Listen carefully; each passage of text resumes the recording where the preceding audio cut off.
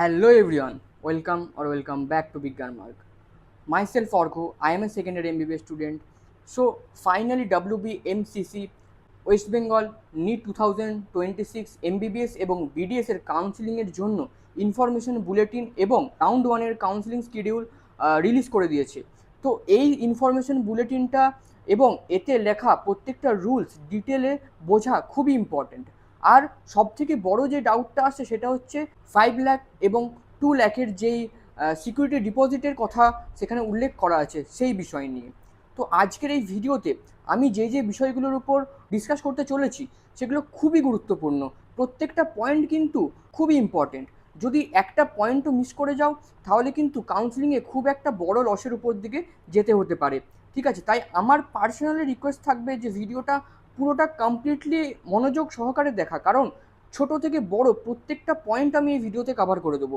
তো এই ভিডিওতে আমি কী কী কভার করতে চলেছি, প্রথমত সিকিউরিটি ডিপোজিট ব্যাপারে প্রত্যেকটা পয়েন্ট আমি ক্লিয়ার করে দেবো, কোনো ডাউট থাকবে না।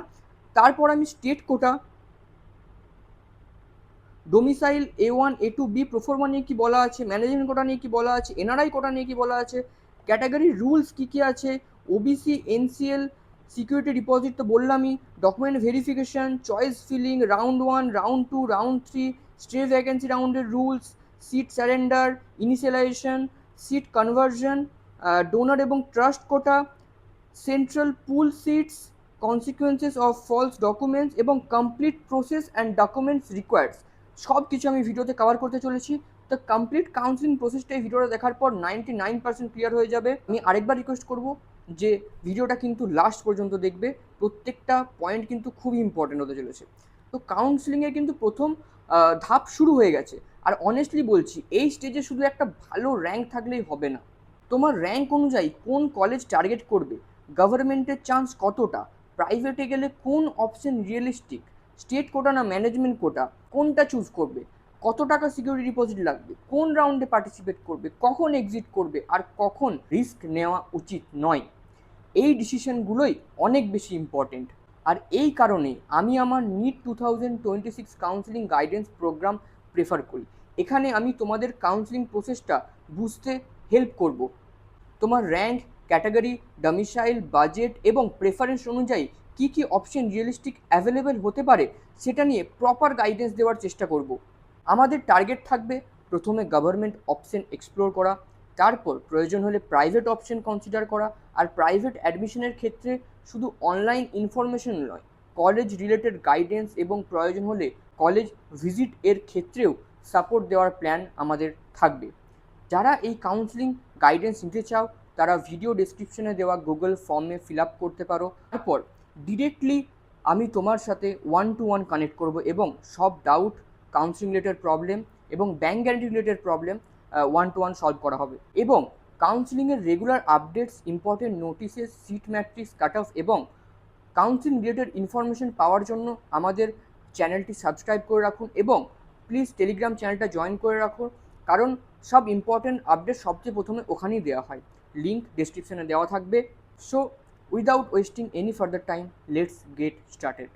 সব থেকে প্রথমে আমি ডিসকাস করব শিডিউল, যেটা ফার্স্ট রাউন্ডের জন্য WBMCC রিলিজ করেছে। প্রত্যেকটা ডেট এবং প্রত্যেকটা টাইমিং আমি এখানে ডিসকাস করে দিচ্ছি। তো সব থেকে প্রথমে রাউন্ড 1, রাউন্ডের online registration by candidate qualified through NEET UG 2026, 11 AM of 13/8/2026, 13/8/2026 till 6 PM of 16/8/2026, 16/8/2026 মানে পরশু দিন থেকে শুরু করে 16 তারিখ বিকাল 6টা পর্যন্ত কিন্তু সার্ভারে রেজিস্ট্রেশন করা যাবে। আমি একটা কথাই বলতে চাইবো যে যতটা তাড়াতাড়ি সম্ভব কিন্তু রেজিস্ট্রেশনটা করে নাও, ঠিক আছে। অনলাইন ফি পেমেন্ট, এখান থেকে কিন্তু স্টেপটা কিন্তু খুব ইম্পর্টেন্ট। অনলাইন ফি পেমেন্ট কখন করা যাবে? 11 AM অফ 13/8/2026 থেকে 12টা পর্যন্ত, মিডনাইট 16/8/2026 পর্যন্ত কিন্তু অনলাইন ফি পেমেন্ট করা যাবে। যদি ফি পেমেন্ট না করো কিন্তু কাউন্সিলিংয়ে ফার্স্ট রাউন্ডে পার্টিসিপেট করতে পারবে না, আবার কিন্তু সেকেন্ড রাউন্ডে নতুন করে রেজিস্ট্রেশন করতে হবে, ঠিক আছে। After successful registration and fee payment, verification of candidate in the already designated college and time slot by the software. তো এখানে কী বলতে চাইছে? 14/8, 17/8 এবং 18/8 এই তিনটে ডেট ফিক্স করা হয়েছে ফিজিক্যাল ডকুমেন্ট ভেরিফিকেশনের জন্য। মানে কি, যখন তুমি ফি পেমেন্ট করবে, ফি পেমেন্ট করার পর তোমার একটা প্রোফাইল লেটার কিন্তু জেনারেট হবে এবং একটা ফি পেমেন্টের জন্য একটা লেটার জেনারেট হবে, ঠিক আছে। তো তুমি সাকসেসফুল রেজিস্ট্রেশন করেছো তার জন্য প্রোফাইল লেটারটা এবং এই ফি পেমেন্ট লেটারটা, ফি পেমেন্ট যে রিসিপ্টটা সেটা কিন্তু সাবধানে রেখে দেবে। এই দুটোই কিন্তু খুব ইম্পর্টেন্ট ডকুমেন্ট হতে চলেছে, ঠিক আছে। তো যদি তুমি ধরো 14 তারিখে তুমি 13 তারিখে তুমি কাউন্সিলিংয়ের জন্য রেজিস্ট্রেশন করলে, তো 14 তারিখে তোমার একটা ফিজিক্যাল ডকুমেন্ট ভেরিফিকেশনের জন্য একটা ভেন্যু তোমাকে দেওয়া হবে, সেটা তুমি সিলেক্ট করতে পারবে। যেমন মনে করো কলকাতার মধ্যে তুমি একটা কোনো কলেজ সিলেক্ট করতে চাও, মেডিকেল কলেজ, যেখানে তোমার গভর্নমেন্ট কলেজ, যেখানে তোমার ফিজিক্যাল ডকুমেন্ট ভেরিফিকেশন তুমি করাতে চাও, তো তোমাকে কলকাতা তোমাকে অপশন সিলেক্ট করতে হবে। তো কলকাতার মধ্যে তোমাকে কোনো একটা কলেজ দিয়ে দেবে। যদি তুমি বর্ধমান করতে চাও বর্ধমান করতে পারো, ঠিক আছে। যেমন তোমার আশেপাশে যেই কলেজগুলো আছে তুমি সেগুলো সিলেক্ট করবে, ঠিক আছে। তো যেখানে তুমি সহজেই পৌঁছাতে পারবে, তো সেগুলো সিলেক্ট করবে এবং সেটা তোমাকে নির্দিষ্ট ডেট অ্যান্ড টাইম ওরা দিয়ে দেবে। ম্যাক্সিমাম যেদিন করো তার পরের দিনই দিয়ে দেয়, ঠিক আছে। তো এই ডেটটা অনুসারে তোমাকে যেতে হবে। এখানে 3টে ডেট দেওয়া হয়েছে, 14, 17 এবং 18। এই 3টে ডেটই কিন্তু হবে, এমন না যে 14 থেকে 18 পর্যন্ত চলবে। 14, 17 এবং 18 এই 3টে ডেটেই কিন্তু হবে, ঠিক আছে। তো যত তাড়াতাড়ি সম্ভব রেজিস্ট্রেশনটা করে নাও এবং তোমার যত তাড়াতাড়ি সম্ভব ফিজিক্যাল ভেরিফিকেশনটা করিয়ে নাও, ঠিক আছে। তারপর কি হলো, ওখানে ফিজিক্যাল ভেরিফিকেশন করানোর পর কিন্তু সাকসেসফুলি ভেরিফাইড ক্যান্ডিডেটের একটা লেটার ওখান থেকে কিন্তু দেবে প্রিন্সিপালের সাইন করানোর পর, ঠিক আছে। তুমি ওখানে রেজিস্ট্রেশন করানোর পর তুমি ফিজিক্যাল ডকুমেন্ট ভেরিফিকেশন করাতে গেলে এবং ভেরিফিকেশন হয়ে যাওয়ার পর তুমি ওখান থেকে বেরিয়ে চলে এলে তোমার কিন্তু পুরো কাজটাই নষ্ট হয়ে যাবে, ঠিক আছে। তো ওখান থেকে সাকসেসফুলি ভেরিফাইড ক্যান্ডিডেটের লেটারটা না নিয়ে কিন্তু বেরোবে না, ঠিক আছে। ওটা একটুক্ষণ পরে তোমার ফিজিক্যাল ডকুমেন্ট ভেরিফিকেশন হওয়ার কিছুক্ষণের মধ্যেই ওরা ওটা সাইন করিয়ে এনে তোমার হাতে দিয়ে দেবে, ঠিক আছে। ওটা নেওয়ার পর তুমি ভেন্যু লিভ করতে পারো, ঠিক আছে। আরেকটা কথা বলবো, যতটা সম্ভব তাড়াতাড়ি যাওয়ার চেষ্টা করবে, ঠিক আছে। ভিড় অনেকটা বেড়ে যায়, কিন্তু তোমাকে যদি লেটে যাও তো অনেকটা কিন্তু ওয়েট করতে হতে পারে। তো যতটা সম্ভব তাড়াতাড়ি যাওয়ার চেষ্টা করবে, ঠিক আছে। নেক্সট চলে আসবো, হ্যাঁ, তো নেক্সট চলে আসবো publication of list of successfully verified candidate and publication of seat matrix of round 1 কবে হবে? 19 তারিখ, 19/8/2026 আফটার 12 noon, ঠিক আছে। 19 তারিখে সাকসেসফুলি ভেরিফাইড ক্যান্ডিডেটের লিস্টটা পাবলিশ হবে। এই লিস্টে তোমার নামটা থাকা কিন্তু খুবই দরকার, ঠিক আছে। Online choice filling and choice locking by the verified candidate list, ঠিক আছে। 4 PM of 19/8/2026 till 4 PM of 21/8/2026, 19/8/2026 থেকে 21/8/2026 পর্যন্ত কিন্তু চয়েস ফিলিংয়ের ডেট দেওয়া হয়েছে। চয়েস ফিল করার পর চয়েসটা কিন্তু লক করতে ভুলো না, ঠিক আছে। চয়েসটা কিন্তু অবশ্যই লক করবে, ঠিক আছে। নেক্সট চলে আসবো publication of allotment result round 1। Round 1-এর রেজাল্ট কখন পাবলিশ হবে? 25/8/2026 আফটার 4 PM, 25/8/2026 আফটার 4 PM কিন্তু রাউন্ড 1 যে রেজাল্টটা সেটা কিন্তু পাবলিশ হয়ে যাবে। নেক্সট যদি তোমার রিপোর্ট অ্যালটমেন্ট চলে এসে থাকে, নেক্সট কি আসছে? The reporting and admission of allotted candidates to the allotted institute for all private medical college. The admission process will be different government medical colleges in the Kolkata.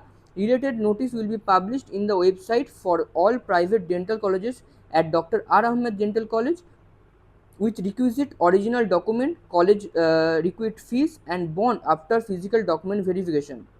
তো এখানে কি বলতে চাইছে, যে তোমার যদি অ্যালটমেন্ট চলে আসে তোমার গভর্নমেন্ট কলেজের ক্ষেত্রে, তোমাকে পার্টিকুলার যেই reporting admission allotted candidate to the allotted institute, government কলেজের ক্ষেত্রে যে কলেজে অ্যালট হবে সেখানে যে অ্যাডমিশন নিতে হবে, এবং যদি তুমি আপডেট করতে চাও তাও তোমাকে গিয়ে অ্যাডমিশন নিতে হবে, এবং যদি আপডেট না করতে চাও তাও তোমাকে গিয়ে অ্যাডমিশন নিতে হবে, ঠিক আছে।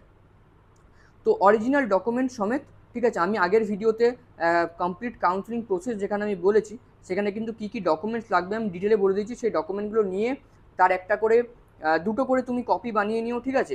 এবং একটা কালার জেরক্স করে নিও, কি যেহেতু অরিজিনাল ডকুমেন্টগুলো জমা করে দিতে হবে, তা একটা করে কালার জেরক্স করিয়ে নিও, এবং অরিজিনাল ডকুমেন্ট সাথে তার দুটো কপি সেট সেখানে কিন্তু নিয়ে যেতে হবে, এবং অরিজিনাল ডকুমেন্টগুলো কিন্তু ওখানে জমা হয়ে যাবে, ঠিক আছে। যারা আপডেট করতে চাও ওখানে একটা আপডেটেশনের ফর্ম পাওয়া যাবে, সেই ফর্মটা কিন্তু অবশ্যই ফিল আপ করে আসবে, ঠিক আছে। তো আর প্রাইভেট কলেজের ক্ষেত্রে, প্রাইভেট বা সেমি গভর্নমেন্ট কলেজের ক্ষেত্রে মেনলি আরজি করে আগে হতো, ঠিক আছে। এখন মেনলি এমসিকে আর এনআরএস এই দুটো কলেজে কিন্তু প্রাইভেট এবং সেমি গভর্নমেন্ট কলেজের যে অ্যাডমিশনগুলো সেগুলো হয়, এবং কোন সেমি গভর্নমেন্ট বা প্রাইভেট কলেজটা কোন কলেজে বসছে সেটা আমি কিন্তু টেলিগ্রাম চ্যানেলে জানিয়ে দেবো। তো সেই টেলিগ্রাম চ্যানেলটা অবশ্যই জয়েন করে রাখো। আর যারা ডেন্টালে অ্যাডমিশন নিতে চাও যে কোনো প্রাইভেট কলেজে, তারা কিন্তু ডক্টর আর আহমেদ ডেন্টাল কলেজে তাদের অ্যাডমিশনটা চলবে, ঠিক আছে। তো ডেটটা কী কী আছে?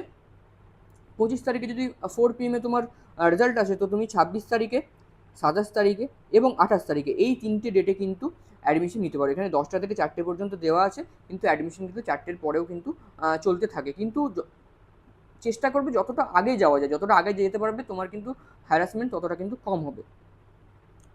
Online seat surrender at the allotted college level with all original documents by the candidate, এটা হচ্ছে 3/9/2026 11 AM to 4 PM। ঠিক আছে, তো এই হয়ে গেল আমাদের শিডিউল। এরপর আমরা চলে আসি মেন ভিডিও যেটা কন্টেন্ট তার ওপরে, ইনফরমেশন বুলেটিন। তো ইনফরমেশন বুলেটিনের প্রত্যেকটা খুঁটিনাটি ইনফরমেশন কিন্তু আমি এখানে তুলে নিয়ে এসেছি, তো ভিডিওটা পুরোটা অবশ্যই দেখবে। ঠিক আছে, তো প্রথম পয়েন্টে চলে আসছি, কী কী কোটা আছে। প্রথমে বেসিক স্ট্রাকচারটা আমরা বুঝে নিই। ওয়েস্ট বেঙ্গল নিট ইউজি কাউন্সিলিংয়ে ব্রডলি তোমাদের সামনে কয়েকটা ইম্পর্টেন্ট পাথওয়ে থাকবে: state quota, private management quota এবং এনআরআই কোটা। এখানে প্রত্যেকটার এলিজিবিলিটি এবং রুলস আলাদা। তাই প্রথম ভুলটা যেটা অনেক স্টুডেন্ট করে, আমার র্যাঙ্ক আছে তাই সব সিটের জন্য আমি এলিজিবল। না, তোমার ডোমিসাইল, ক্যাটাগরি, এনআরআই স্ট্যাটাস এবং অন্যান্য এলিজিবিলিটি অনুযায়ী তুমি কোন সিটের জন্য এলিজিবল সেটা আগে বুঝতে হবে। নেক্সট চলে আসবো ওয়েস্ট বেঙ্গল স্টেট কোটা। প্রথমে আসি ওয়েস্ট বেঙ্গল স্টেট কোটাতে। স্টেট কোটার জন্য মূল বিষয় হলো West Bengal domicile.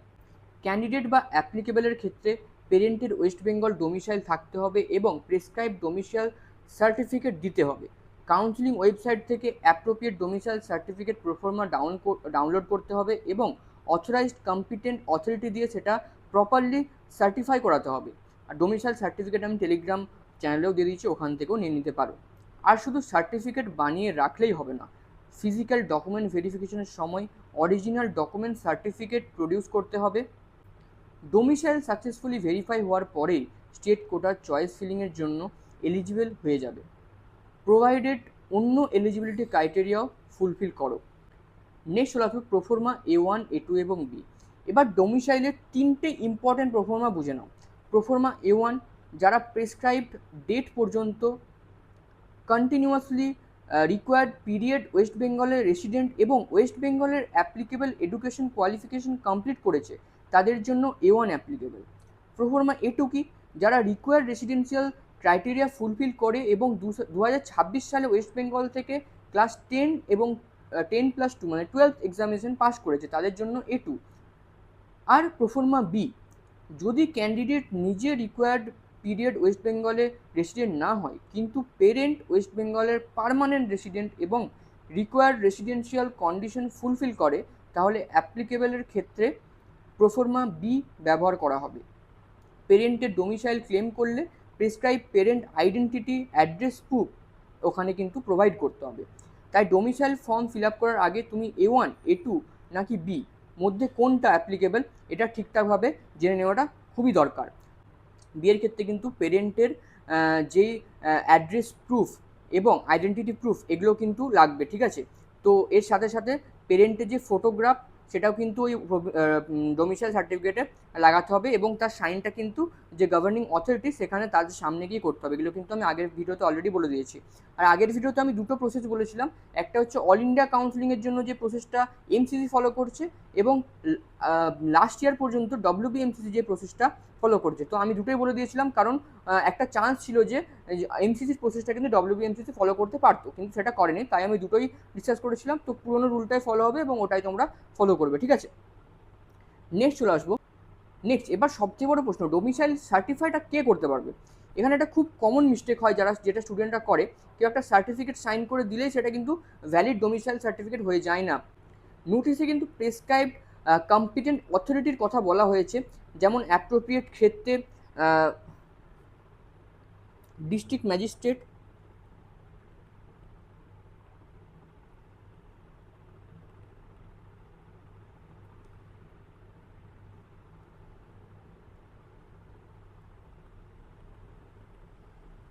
Additional district magistrate, deputy magistrate,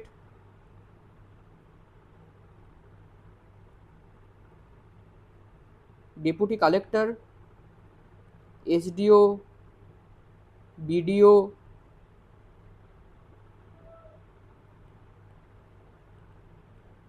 judicial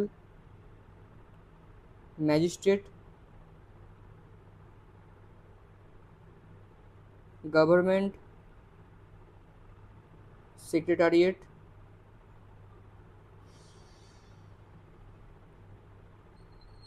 government directorate, এরাই কিন্তু তোমার যে ডোমিসাইল সার্টিফিকেটটা তারা কিন্তু সার্টিফাই করতে পারবে, ঠিক আছে, যাকে তাকে দিয়ে করালে হবে না, ঠিক আছে। এই ডোমিসাইল সার্টিফিকেট করার আগে অথরাইজড অথরিটির কাছ থেকেই সার্টিফাই করাবে, কারণ ভেরিফিকেশনের সময় সার্টিফিকেট ইনভ্যালিড হলে পুরো কাউন্সিলিং প্রসেসে প্রবলেম তৈরি হতে পারে কিন্তু। নেক্সট চলে আসবো প্রাইভেট ম্যানেজমেন্ট কোটার উপরে। এবার আসি একটা খুব ইম্পর্ট্যান্ট অপশনে, প্রাইভেট ম্যানেজমেন্ট কোটা। ওয়েস্ট বেঙ্গলে থাকলেও eligible NEET candidate private management কোটার জন্য পার্টিসিপেট করতে পারে। অর্থাৎ তুমি অন্য স্টেটের স্টুডেন্ট হলেও ওয়েস্ট বেঙ্গলের প্রাইভেট বা ডেন্টাল কলেজের ম্যানেজমেন্ট কোটা অপশন তোমার জন্য থাকতে পারে। এখানে স্টেট কোটার মতো ওয়েস্ট বেঙ্গল ডোমিসাইল রিকোয়ারমেন্ট নেই। ম্যানেজমেন্ট কোটার allotment applicable combined merit rank অনুযায়ী হবে, এবং ম্যানেজমেন্ট কোটার ক্ষেত্রে স্টেট কোটার মতো কাস্ট বা পিডাব্লিউডি রিজার্ভেশন বেনিফিট অ্যাপ্লিকেবল নয়।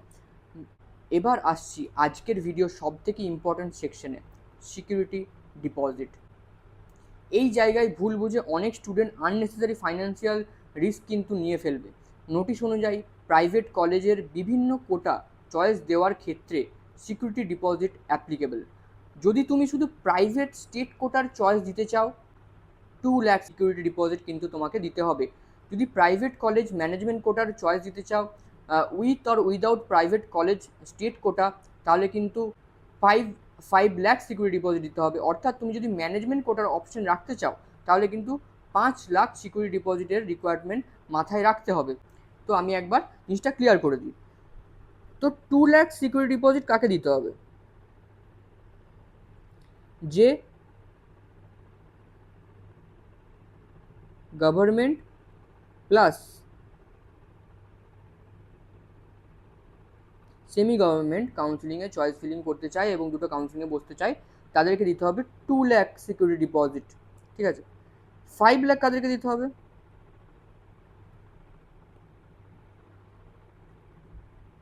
যারা government plus semi government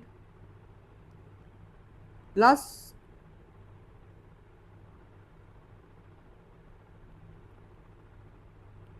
management quota, এই তিনটেতেই চয়েস ফিলিং করতে চায় তাদেরকে 5 লাখ সিকিউরিটি ডিপোজিট দিতে হবে।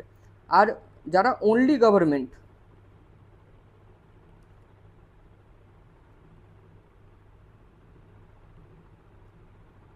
No security deposit, only registration fee category অনুসারে 2000 অর 1500, এটা কিন্তু ক্যাটাগরি অনুসারে 2000 আর 1500 যারা শুধু গভর্নমেন্ট করতে চায়। তো আমি একবার ক্লিয়ার করে দিচ্ছি, 2 লাখ কাদের জন্য? যারা government plus semi government counselling করাতে চায়। 5 লাখ কাদের জন্য? যারা government plus semi government plus management quota counselling করাতে চায়। এবং যারা অনলি গভর্নমেন্ট কাউন্সিলিং করাতে চায় তাদের জন্য no security deposit, only registration fee 2000 আর 1500 অ্যাকর্ডিং টু দ্য ক্যাটাগরি, ঠিক আছে। তো এটা কি ফি? এটা কোনো ফি না, ঠিক আছে। সিকিউরিটি ডিপোজিট আর কাউন্সিলিং রেজিস্ট্রেশন ফি দুটো জিনিস কিন্তু আলাদা, ঠিক। যেমন যারা 2 লাখ ফিস 2 লাখ সিকিউরিটি ডিপোজিট দিচ্ছে তাদেরকে কিন্তু ক্যাটাগরি অনুসারে 2000 আর 1500 এই দুটো ফিস কিন্তু পেমেন্ট করতে হতে পারে। ক্যাটাগরি অনুসারে 2000 হতে পারে বা 1500 হতে পারে। যারা 5 লাখ ডিপোজিট দিচ্ছে তাদের ক্ষেত্রেও কিন্তু এই রেজিস্ট্রেশন ফি যেটা সেটা কিন্তু পেমেন্ট করতে হবে, ঠিক আছে। তো এটা কিন্তু কোনো ফি না। সিকিউরিটি ডিপোজিট হলো কাউন্সিলিংয়ে পার্টিসিপেশনের অ্যাপ্লিকেবল ফাইন্যান্সিয়াল ডিপোজিট, আর রেজিস্ট্রেশন ফি কিন্তু আলাদা। এখন সবার মনে একটাই প্রশ্ন আসবে যে হঠাৎ করে সিকিউরিটি ডিপোজিট কোত্থেকে এলো, ঠিক আছে। সিকিউরিটি ডিপোজিট হঠাৎ করে আনার যে রিজনটা ইনফরমেশন বুলেটিনে দেওয়া আছে সেটা হলো যে সিট ওয়েস্টেজ কমানোর জন্য। মানে অনেকে কি করে যে সেমি গভর্নমেন্টে অ্যাডমিশন নেবে না, তাও কিন্তু সেমি গভর্নমেন্টের একটা সিট কিন্তু ফার্স্ট রাউন্ডে মনে করে সেমি গভর্নমেন্টে একটা সিট পেয়ে গেল এবং সিটটা কিন্তু বুক করে রেখে দিল থার্ড রাউন্ড পর্যন্ত। তো থার্ড রাউন্ড পর্যন্ত ওই সিটটা কিন্তু কোনো স্টুডেন্ট অ্যাক্সেস করতে পারে না, ঠিক আছে। তো এই ফেক সিট লকিংগুলোকে আটকানোর জন্য এবং ডিজার্ভিং ক্যান্ডিডেটের তার সময়ের আগে তাকে সিটটা দিয়ে দেওয়ার জন্য এই সিস্টেমটা কিন্তু আনা হয়েছে। এটা কিন্তু একদিক থেকে বেটারও বলতে পারো, একদিক থেকে কিন্তু এটা ইভিলও বলতে পারো, ঠিক আছে। এটা কিন্তু ডিফারেন্ট পিপলের ডিফারেন্ট ওপিনিয়ন থাকতে পারে, কিন্তু যারা সেমি গভর্নমেন্টে অ্যাডমিশন অ্যাকচুয়ালি নিতে চায় তাদের ক্ষেত্রে কিন্তু এটা খুবই সুবিধাজনক আমি বলবো। কিন্তু তাদের যেই যারা ফেক সিট লকিংটা করে রাখতো তাদের কিন্তু তারা কিন্তু এখন এই ফেক সিট লকিংটা করে রাখতে পারবে না।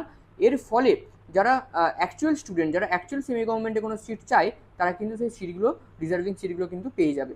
তো এটা কিন্তু একটা বেনিফিশিয়াল ওয়ে তাদের জন্য তুমি বলতে পারো, ঠিক আছে। নেক্সট পয়েন্টে আছে security deposit payment. Security deposit online counselling প্রসেসের মাধ্যমে পেমেন্ট করতে হবে। পেমেন্ট গেটওয়ের মাধ্যমে অ্যাপ্লিকেবল অনলাইন পেমেন্ট মেথড কিন্তু ব্যবহার করে পেমেন্ট করা যাবে। পেমেন্ট করার পরে ট্রানজ্যাকশন স্ট্যাটাস কেয়ারফুলি চেক করো, পেমেন্ট রিসিপ্ট সেভ করে রাখো, আর স্ক্রিনশটের উপর কিন্তু ডিপেন্ড করে থেকো না, ঠিক আছে। প্রপার পেমেন্ট রিসিপ্ট এবং ক্যান্ডিডেট প্রোফাইল সেফলি ডাউনলোড করে নিজের কাছে ঠিকঠাকভাবে রেখে দাও, কারণ কাউন্সিলিংয়ের পরবর্তী স্টেজে এগুলো কিন্তু খুবই প্রয়োজনীয় ডকুমেন্ট হয়ে যায়, ঠিক আছে। নেক্সট পয়েন্ট আসবো সিকিউরিটি ডিপোজিট রিফান্ডের ব্যাপারটা। এখন আসি সব থেকে ইম্পর্ট্যান্ট প্রশ্ন, আমার সিকিউরিটি ডিপোজিট কি আমি ফেরত পাবো? অ্যান্সার হলো সার্টেন সিচুয়েশনে হ্যাঁ, কিন্তু অটোমেটিক বা ইমিডিয়েট রিফান্ড কিন্তু পাবে না। নোটিশ অনুযায়ী অ্যাপ্লিকেবল কেসেসে রিফান্ড হবে এবং সাধারণত হোল কাউন্সিলিং প্রসেসটা কমপ্লিট হওয়ার পরেই কিন্তু রিফান্ডটা প্রসেস করা হবে, ঠিক আছে। চলো কিন্তু এবার কোন কেসে তুমি রিফান্ড পাবে এবং কোন কেসে রিফান্ড পাবে না। কেস 1 যেটা আছে, নো সিট অ্যালটেড। যদি কাউন্সিলিংয়ে পুরো প্রসেস শেষ হওয়ার পরেও তোমার কোনো সিট অ্যালট না হয়, ঠিক আছে, তাহলে অ্যাপ্লিকেবল সিকিউরিটি ডিপোজিট রিফান্ড হওয়ার প্রভিশন কিন্তু আছে। তবে একটা জিনিস মনে রাখবে, কাউন্সিলিং শেষ হওয়ার সঙ্গে সঙ্গে ইনস্ট্যান্ট রিফান্ড কিন্তু আসবে না, ঠিক আছে। রিফান্ড প্রসেস কিন্তু কাউন্সিলিং অথরিটির শিডিউল অনুযায়ী হবে, ঠিক আছে। তো আমি কেস 1টা এখানে একবার ডিটেলে বলে দিচ্ছি। Case 1, no seat allotted until stay round or complete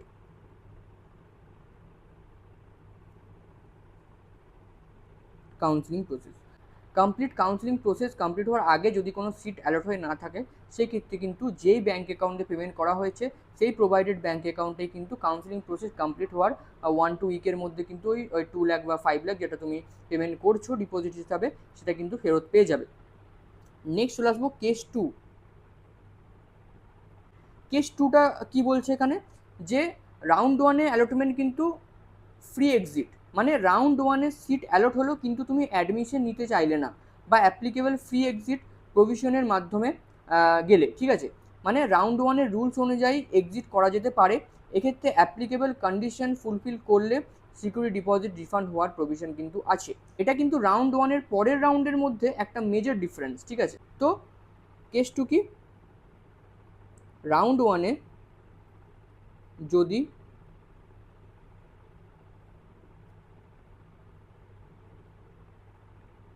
free exit করো, মানে তোমার সিট অ্যালট হলো তুমি অ্যাডমিশন নিলে না, সেক্ষেত্রে, ঠিক আছে। এবার আসবো কেস 3 এর ক্ষেত্রে, মানে রিপোর্ট করনি, নন রিপোর্টেড। ধরো রাউন্ড 1-এ সিট অ্যালট হলো কিন্তু তুমি কলেজে রিপোর্ট করলে না। রাউন্ড 1-এর ক্ষেত্রে অ্যাপ্লিকেবল রুলস অনুযায়ী ফ্রি এক্সিট প্রভিশন কিন্তু রয়েছে এবং সাবসিকুয়েন্ট রাউন্ডে যাওয়ার সুযোগ থাকতে পারে। তাই রাউন্ড 1-এ নন রিপোর্টিং আর রাউন্ড 2-এ নন রিপোর্টিংকে কখনো এক জিনিস ভাববে না, দুটো কিন্তু ডিফারেন্ট কেস হয়ে যাবে, ঠিক আছে। ঠিক আছে, তো আমি এরপর আসবো কেস 3-তে, রাউন্ড 2 অনওয়ার্ডস নন রিপোর্টেড। কেস 3, রাউন্ড 2 অনওয়ার্ডস নন রিপোর্টেড, মানে রাউন্ড 2-এ সিট অ্যালট হয়েছে কিন্তু রিপোর্ট করেনি, ঠিক আছে। এখানে কিন্তু আসল খেলাটা, রাউন্ড 2 অনওয়ার্ডসে নন রিপোর্ট হলে সিকিউরিটি ডিপোজিট কিন্তু ফোরফিটেড হয়ে যাবে, মানে সিকিউরিটি ডিপোজিট কিন্তু তুমি ফেরত পাবে না। অর্থাৎ রাউন্ড 2-তে সিট অ্যালটমেন্ট পাওয়ার পর সিম্পলি কলেজে রিপোর্ট না করে বসে থাকলে তুমি সিকিউরিটি ডিপোজিট কিন্তু হারিয়ে ফেলবে। তাই রাউন্ড 2 বা তার পরের রাউন্ডে চয়েস ফিলিং করার আগে নিজের ডিসিশনটা খুব কেয়ারফুলি নেবে, ঠিক আছে। রাউন্ড 2 যদি তুমি রিপোর্ট না করো তখন কিন্তু সেটা কিন্তু ফরফিটেড হয়ে যাবে। কোনো ক্যান্ডিডেট সাবসিকুয়েন্ট রাউন্ডে ফ্রেশ রেজিস্ট্রেশনের জন্য ইনিশিয়ালাইজেশন করলে অ্যাপ্লিকেবল রুলস অনুযায়ী ফ্রেশ রেজিস্ট্রেশন পেমেন্ট করতে হতে পারে। এই ধরনের সিচুয়েশনে প্রিভিয়াস সিকিউরিটি ডিপোজিট রিফান্ডের প্রভিশন কিন্তু নোটিশে বলা হয়েছে, subject to the applicable condition. তাই ইনিশিয়ালাইজেশন কী এবং কেন করতে হচ্ছে সেটা না বুঝে কখনো ব্লাইন্ডলি প্রসেস সেটা কিন্তু ফলো করবে না। কেস 5-এ আমি আসবো, ফিজিক্যাল ভেরিফিকেশন মিস। ধরো তুমি রেজিস্ট্রেশন করেছো, পেমেন্ট করেছো, কিন্তু নির্দিষ্ট ডেট টাইমে প্রি চয়েস ফিজিক্যাল ডকুমেন্ট ভেরিফিকেশনে গেলে না। পরবর্তী রাউন্ডে ফ্রেশ প্রসেসে যেতে হলে অ্যাপ্লিকেবল ইনিশিয়ালাইজেশন, রেজিস্ট্রেশন এবং পেমেন্ট প্রসেস ফলো করতে হতে পারে। প্রিভিয়াস ডিপোজিটের ট্রিটমেন্ট নোটিশ এর অ্যাপ্লিকেবল রিফান্ড ফোরফিচার রুলস অনুযায়ী কিন্তু হবে সেটা। কেস 6, যদি ফেক অর ইনভ্যালিড ডকুমেন্ট, আর সবচেয়ে সিরিয়াস সিচুয়েশন যদি ক্যান্ডিডেট ফেক বা ইনভ্যালিড ডকুমেন্ট সাবমিট করে, বিশেষ করে কাস্ট সার্টিফিকেট, পিডব্লিউ সার্টিফিকেট নিয়ে যদি প্রবলেম পাওয়া যায় এবং ক্যান্ডিডেট অ্যাপ্লিকেবল ক্যাটাগরিতে যদি এলিজিবল না থাকে, তাহলে কিন্তু ক্যান্ডিডেটের ক্যান্সেল হয়ে যেতে পারে, যে সিকিউরিটি ডিপোজিটটা আছে সেটা কিন্তু ফোরফিট হয়ে যেতে পারে, কাউন্সিলেও কিন্তু পার্টিসিপেট করতে না দেওয়া হতে পারে, এবং তার বিরুদ্ধে কিন্তু এফআইআরেরও প্রভিশন এখানে কিন্তু বলা হয়েছে। তাই ক্যাটাগরি বেনিফিট পাওয়ার জন্য কখনো ইনভ্যালিড সার্টিফিকেট কিন্তু ইউজ করবে না। তো 5টা কেস আমি বলে দিলাম। তো আমি এবার রেজিস্ট্রেশন ফি এবং সিকিউরিটি ডিপোজিট এই দুটোর মধ্যে কি ডিফারেন্স এটা আরেকবার বলে দিচ্ছি। তো registration fee non refundable, security deposit applicable condition fulfil করলে কিন্তু রিফান্ড হতে পারে, কিন্তু সিকিউরিটি ডিপোজিট রিফান্ড সাধারণত কাউন্সিলিং প্রসেস সম্পূর্ণ হওয়ার পরেই কিন্তু হবে। তাই 2 লাখ বা 5 লাখ ডিপোজিট করার আগে নিজের ফাইন্যান্সিয়াল ক্যাপাসিটি এবং প্রাইভেট কলেজ প্রেফারেন্স ভালোভাবে ক্যালকুলেট করবে। আর এই জায়গাটাতেই আমাদের কাউন্সিলিং প্রোগ্রামের একটা বড় রোল আছে, কারণ কাউন্সিলিংয়ের সময় অনেক স্টুডেন্টের কনফিউশন থাকে, আমি কি প্রাইভেট চয়েস রাখবো, আমার র্যাঙ্কে গভর্নমেন্টের চান্স আছে, ম্যানেজমেন্ট কোটা রাখলে 5 লাখ ডিপোজিট করা কি উচিত হবে, কোন কলেজ প্রেফারেন্সে রাখবো, কোন রাউন্ড পর্যন্ত ওয়েট করব। এই ডিসিশনগুলো তোমার ইন্ডিভিজুয়ালি র্যাঙ্ক, ক্যাটাগরি, ডোমিসাইল এবং বাজেট অনুযায়ী চেঞ্জ করে। তাই আমি স্টুডেন্টদের ইন্ডিভিজুয়াল কাউন্সিলিং গাইডেন্স দেওয়ার জন্য এই প্রোগ্রামটা লঞ্চ করেছি। যদি তুমি প্রপার গাইডেন্স নিতে চাও, ডিসক্রিপশনে গুগল ফর্মের লিঙ্ক দেওয়া আছে, পিন কমেন্টেও গুগল ফর্মের লিঙ্ক দেওয়া আছে, সেখান থেকে ফর্ম ফিল আপ করলেই আমার সাথে কিন্তু ডিরেক্টলি কন্ট্যাক্ট করতে পারবে, এবং কাউন্সিলিংয়ের শুরু থেকে শেষ পর্যন্ত কমপ্লিট গাইডেন্স দেওয়া হবে, এবং ইভেন কাউন্সিলিং শেষ হওয়ার পরে অ্যাডমিশনের পরেও কিন্তু আমরা স্টুডেন্টের সাপোর্ট দিয়ে যাব। এনআরআই কোটার জন্য একটা রেস্ট্রিকশন আছে, এনআরআই কোটা এবং স্টেট কোটা, ম্যানেজমেন্ট কোটা একসঙ্গে ক্লেম করা যাবে না। তুমি যে রুট চুজ করবে সেই রুটে অ্যাপ্লিকেবল কাউন্সিলিং প্রসেস কিন্তু ফলো করতে হবে, তিনটে একসাথে কিন্তু করা যাবে না। আরেকটা কথা, ওসিআই ক্যান্ডিডেটের ক্ষেত্রেও কিন্তু applicable NRI, Indian candidate provision এবং Supreme Court MCC guideline follow করতে হবে, কিন্তু once you choose and register under a particular route, পরে অন্য কোটাতে কিন্তু সুইচ করতে পারবে না বা রেজিস্টার করতে পারবে না। তাই রেজিস্ট্রেশনের সময় কোটা সিলেকশনটা খুব কেয়ারফুলি করতে হবে। এবার আরেকটা ইম্পর্টেন্ট পয়েন্টের উপরে আসি, ক্যাটাগরি ক্লেম করার সময় সবচেয়ে ইম্পর্টেন্ট হলো valid certificate. West Bengal state কোটার জন্য applicable West Bengal issued certificate কিন্তু প্রয়োজন, বিশেষ করে ওবিসি ক্যাটাগরির ক্ষেত্রে ওয়েস্ট বেঙ্গলের প্রেসক্রাইব ওবিসি সার্টিফিকেট এবং অ্যাপ্লিকেবল নন ক্রিমি লেয়ার সার্টিফিকেটের জন্য রিকোয়ারমেন্ট রয়েছে। যদি তোমার ওবিসি এর সার্টিফিকেট 1/4/2026 আগে ইস্যু করা হয়, তাহলে applicable same authority NCL certificate issue on or after 1/4/2020 1/4/2026 প্রয়োজন হতে পারে। যদি ভ্যালিড এনসিএল সার্টিফিকেট না থাকে তাহলে কিন্তু ওবিসি রিজার্ভেশন বেনিফিট পাওয়া যাবে না। সো 1/4/2026 পরে কিন্তু ওবিসি সার্টিফিকেটটা রিজার্ভ হতে হবে, ঠিক আছে। যদি সেটা প্রোভাইড করতে না পারে তাহলে কিন্তু সেই ইউআর এর মধ্যে কনভার্ট করে দেওয়া হবে। আর একটা কমন কোশ্চেন যেটা থাকে, আমার বিহার, ঝাড়খণ্ড, আসাম, উড়িষ্যা বা অন্যান্য স্টেটের ওবিসি সার্টিফিকেট আছে, ওয়েস্ট বেঙ্গল স্টেট কোটাতে ওবিসির বেনিফিট কি আমি পাবো?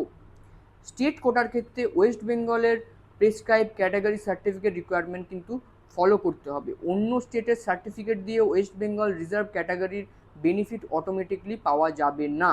তো ওবিসি এনসিএলের ক্ষেত্রে কতগুলি ইম্পর্টেন্ট পয়েন্ট আমি এখানে লিখে দিচ্ছি। 1/4/2026 পর কিন্তু সার্টিফিকেটটা ইস্যু হতে হবে বা ভেরিফাই হতে হবে, ঠিক আছে। অন্যান্য স্টেটের, other state OBC certificate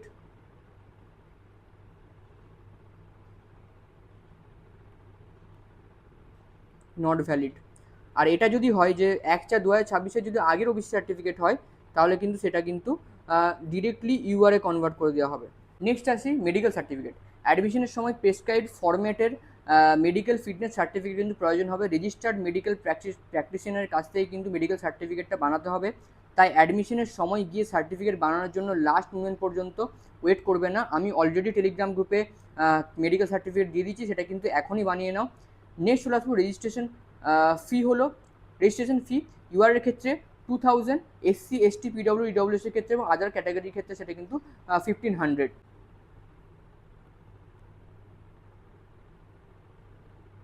registration fee for UR it's 2000 and other category it's 1500। এগুলো কিন্তু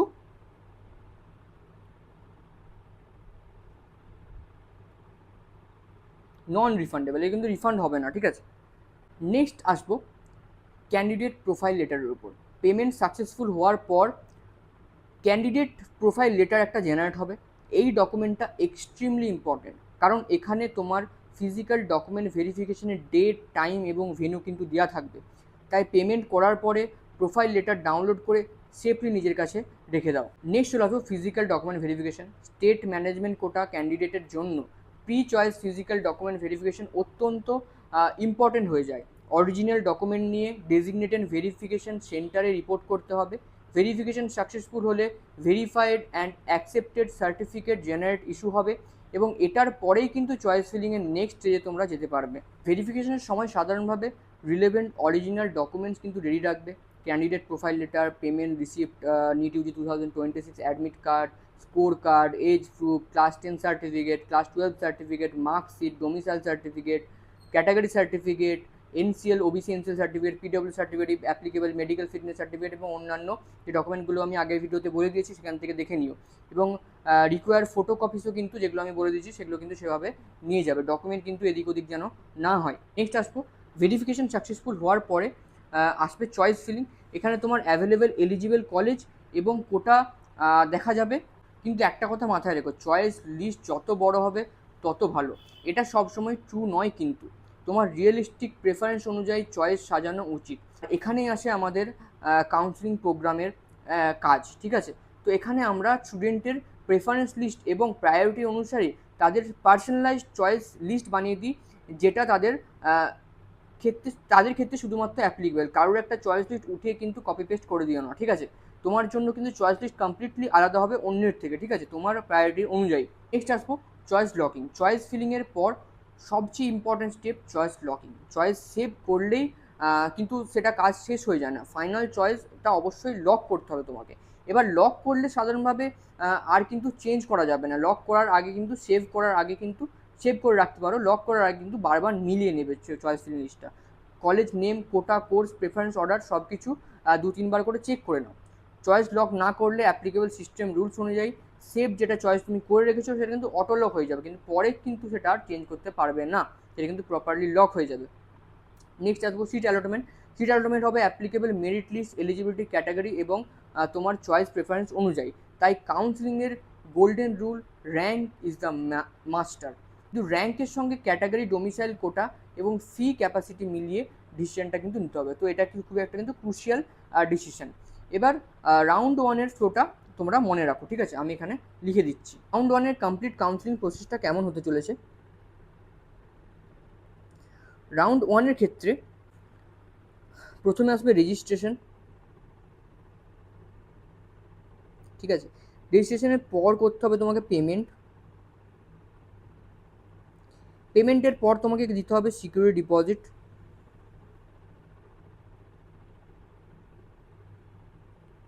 এটা পেমেন্টটা কিন্তু 2000 for UR and or 1500 for other category. Security deposit 2 lakh for semi government plus government and 5 lakh for semi government, government plus private. ঠিক আছে, এটা আমি আগেই বলে দিয়েছি। নেক্সট স্টেপ কী আছে, নেক্সট তোমাকে এরপর জেনারেট হবে ক্যান্ডিডেট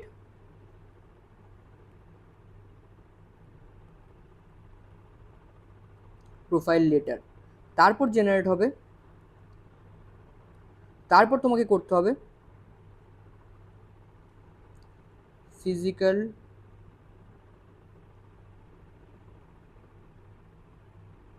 ডকুমেন্ট ভেরিফিকেশন। নেক্সট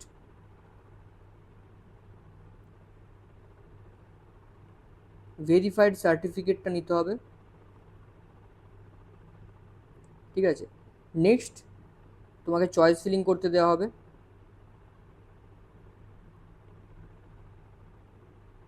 ঠিক আছে, নেক্সট কী আছে, চয়েস লক করতে হবে। নেক্সট অ্যালটমেন্ট হবে। তারপর কি হবে, তোমাকে কলেজে গিয়ে রিপোর্টিং করতে হবে। For semi government and private admission RG car NRS, এবং কোন পার্টিকুলার কলেজটা কোন কলেজে বসবে সেটা কিন্তু আমি টেলিগ্রাম চ্যানেলে জানিয়ে দেবো ঠিক সময়ে। আর গভর্নমেন্ট কলেজের ক্ষেত্রে পার্টিকুলার গভর্নমেন্ট কলেজ, ডেন্টাল কলেজের ক্ষেত্রে ডক্টর আর আহমেদ ডেন্টাল কলেজ। ঠিক আছে, এগুলোতে কিন্তু তোমাকে গিয়ে রিপোর্টিং করতে হবে। ঠিক আছে, তো তারপর হবে ফাইনাল ভেরিফিকেশন হবে ওখানে।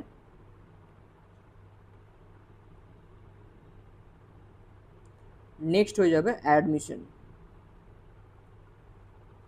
সো রাউন্ড ওয়ানে যদি তুমি অ্যাডমিশন নিলে এবং তুমি আপডেট করতে চাও, ওইখানে যেখানে অ্যাডমিশন তোমার হবে সেখানে একটা আপগ্রেডেশনের ফর্ম পাওয়া যায়, সেই ফর্মটা কিন্তু ফিল আপ করে দেবে। তো তুমি পরের রাউন্ডে আপগ্রেডেশন করতে পারবে এবং চয়েস ফিলিংয়ের সুযোগ পাবে। যদি আপগ্রেডেশন ফর্মটা ফিল আপ না করো, তুমি কিন্তু পরের রাউন্ডে আপগ্রেডেশনে পার্টিসিপেট করতে পারবে না। সো এই ফর্মটা ফিল আপ করা কিন্তু খুবই ইম্পর্টেন্ট। রাউন্ড ওয়ানে সিট না পেলে সাবসিকুয়েন্ট রাউন্ডে যাওয়ার কিন্তু তুমি অটোমেটিক্যালি সাবসিকুয়েন্ট রাউন্ডে পরের রাউন্ডে চয়েস ফিলিং করার সুযোগ কিন্তু পাবে। রাউন্ড ওয়ানে সিট পেলে অ্যাডমিশন নিতে হবে প্রেসক্রাইব টাইম লাইনের মধ্যে। অ্যাডমিশনের সময় সাবসিকুয়েন্ট রাউন্ডে পার্টিসিপেট করতে চাও কি না সে উইলিংনেসটাও কিন্তু ফিল আপ করতে হবে, যেটা আমি বলে দিলাম। যদি অ্যাপ্লিকেবল প্রসেস অনুযায়ী সাবসিকুয়েন্ট রাউন্ডের জন্য উইলিংনেস দাও, তবেই কিন্তু তুমি উইলিংনেস দিলেই তবেই কিন্তু তুমি পরের রাউন্ডে পার্টিসিপেট করার সুযোগ পাবে, না হলে কিন্তু পরের রাউন্ডে পার্টিসিপেট করার সুযোগ পাবে না। যদি রাউন্ড ওয়ানে নন রিপোর্টেড থাকো, রাউন্ড ওয়ানে সিট পেয়েও রিপোর্ট করলে না, তাহলে কী হবে, রাউন্ড ওয়ানের ক্ষেত্রে অ্যাপ্লিকেবল ফ্রি এক্সিট প্রভিশন কিন্তু আছে এবং এলিজিবল হলে রাউন্ড টুতে পার্টিসিপেট করার সুযোগে কিন্তু তুমি পাবে।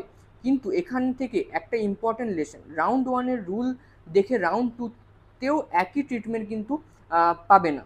রাউন্ড টুতে পার্টিসিপেট করতে পারে এলিজিবল ক্যান্ডিডেট যারা রাউন্ড ওয়ানে নট অ্যালোটেড, রাউন্ড ওয়ানে ভেরিফাইড, রাউন্ড ওয়ানে allotted with admitted with subsequent round willingness, অ্যাপ্লিকেবলের ক্ষেত্রে রাউন্ড ওয়ানে নন রিপোর্টেড অথবা ফ্রেশ এলিজিবল রেজিস্ট্রেশন করেছে। তো রাউন্ড টুয়ে কারা পার্টিসিপেট করতে পারবে?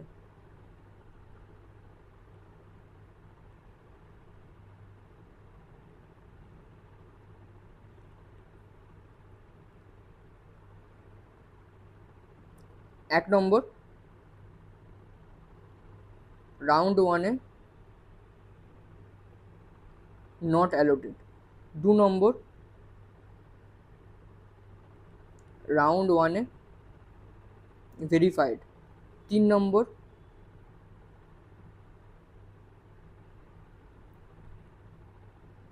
রাউন্ড ওয়ানে অ্যালোটেড প্লাস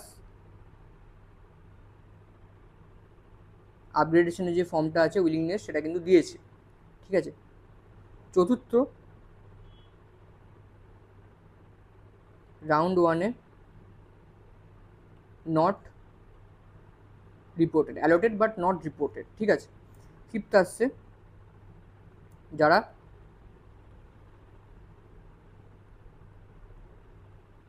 ফেস রেজিস্ট্রেশন করবে রাউন্ড টুতে।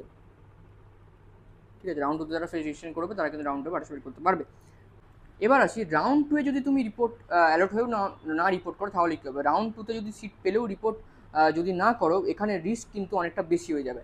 অ্যাপ্লিকেবল রুলস অনুযায়ী সাবসিকুয়েন্ট রাউন্ড থ্রিতে যাওয়ার জন্য fresh process payment security deposit requirement আসতে পারে এবং সবচেয়ে ইম্পর্টেন্ট সিকিউরিটি ডিপোজিট কিন্তু ফোরফিটেড হয়ে যেতে পারে। ঠিক আছে, তাই রাউন্ড টুতে এমন কলেজ কিন্তু চয়েসে রাখো না যেখানে তুমি সিট পেলে ভর্তি হবে না। ঠিক আছে, রাউন্ড 2তে কিন্তু চয়েস ফিলিংটা খুবই দেখে করবে, কারণ সেই সিটগুলো পেলেই তুমি যেগুলোই ভর্তি হবে সেগুলোই কিন্তু রাখবে, ঠিক আছে। যে তুমি এমন কোনো সিট পেয়ে গেলে যেটা তুমি ভর্তি হতে চাও না যেই কলেজে, এবং সেই কলেজ তুমি গিয়ে রিপোর্ট করলে না, তো সেই ক্ষেত্রে কিন্তু তোমার যে 2 লাখ বা 5 লাখ সিকিউরিটি ডিপোজিট তুমি দিয়েছো সেটা কিন্তু ফোরফিটেড হয়ে যাবে, ঠিক আছে, সেটা কিন্তু তুমি আর ফেরত পাবে না। তো এই জিনিসগুলো কিন্তু খুবই ইম্পর্টেন্ট এবং ক্রুশিয়াল, ঠিক আছে। রাউন্ড থ্রি হলো আরও strict stage. Fresh eligible candidate এবং applicable earlier round candidates participate করতে পারবে এই রাউন্ডে, কিন্তু রাউন্ড থ্রি এ আপগ্রেডেশন কিন্তু নেই। আর রাউন্ড থ্রিতে সিট অ্যালট হয়ে অ্যাডমিশন কমপ্লিট করলে ফার্দার কাউন্সিলিংয়ে কিন্তু যাওয়ার সুযোগও থাকে না। তাই রাউন্ড থ্রি চয়েস ফিলিং করার আগে নিজের ফাইনাল প্রেফারেন্স খুব কেয়ারফুলি ডিসাইড করবে। নেক্সট চলে আসবো স্ট্রে ভ্যাকেন্সি রাউন্ড। সব থেকে লাস্টে আছে অনলাইন, সব থেকে প্রথম আছে অনলাইন স্ট্রে ভ্যাকেন্সি রাউন্ড। এখানে অ্যাপ্লিকেবল ভ্যাকেন্ট সিটের জন্য এলিজিবল ক্যান্ডিডেট পার্টিসিপেট করতে পারে। রাউন্ড থ্রি পর্যন্ত রেজিস্টার্ড কিন্তু নন অ্যালোটেড ক্যান্ডিডেট এর জন্য পার্টিসিপেশনের প্রভিশন কিন্তু এখানে থাকে। কিন্তু স্ট্রে রাউন্ডে একটা গোল্ডেন রুট, সিট পেলে সেটা ফাইনাল আপগ্রেডেশন, সেটা ফাইনাল আপগ্রেডেশন কিন্তু এখানে নেই। রিপোর্ট না করলে সিকিউরিটি ডিপোজিট কিন্তু চলে যাবে, হতে পারে, এবং ফার্দার কাউন্সিলিং থেকেও কিন্তু তুমি আউট হয়ে যাবে, ঠিক আছে। স্ট্রে ভ্যাকেন্সি রাউন্ডের কি রুলটা আছে, যদি অ্যালোটেড হয়ে যায় তোমার কোনো সিট, এটাই কিন্তু তোমার ফাইনাল সিট হয়ে যাবে, রিপোর্ট করে তোমাকে অ্যাডমিশন নিতে হবে। আর যদি তুমি অ্যাডমিশন না নাও তাহলে কিন্তু তোমার সিকিউরিটি ডিপোজিটটা ফোরফিটেড হয়ে যাবে।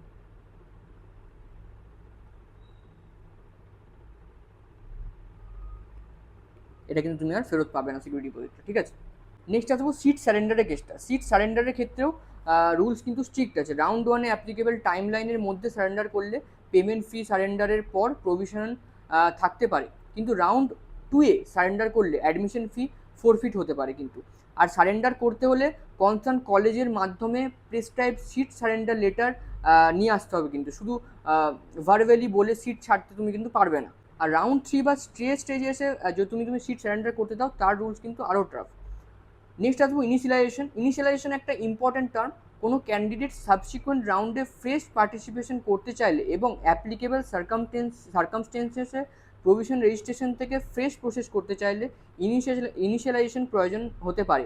এই ক্ষেত্রে fresh registration plus applicable counselling fee, applicable security deposit কিন্তু লাগবে। তার সাথে ইন্ডিভিজুয়াল সিচুয়েশন না বুঝে ইনিশিয়ালাইজেশন কিন্তু করবে না।